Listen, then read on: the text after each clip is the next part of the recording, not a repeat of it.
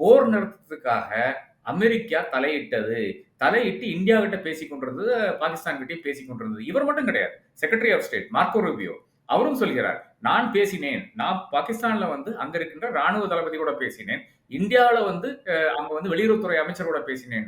அந்த டிஃபரன்ஸும் நாம் புரிஞ்சுக்க வேணும். அதாவது பாகிஸ்தானை பொறுத்தவரை பாகிஸ்தான்ல இருக்கிற ராணுவம் தான் ஆல் பவர்ஃபுல். அதனால வந்து ஆமா. அங்கிட்ட பேசினேன்.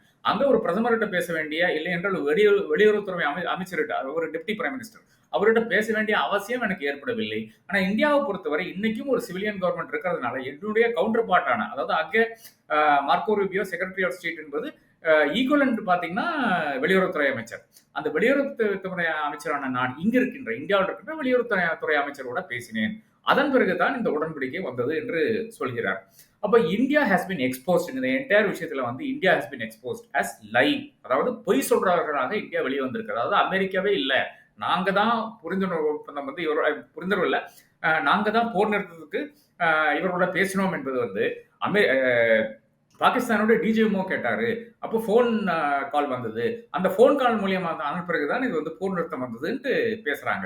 இதை விட பெரிய ஒரு பொய்யே கிடையாதுங்க.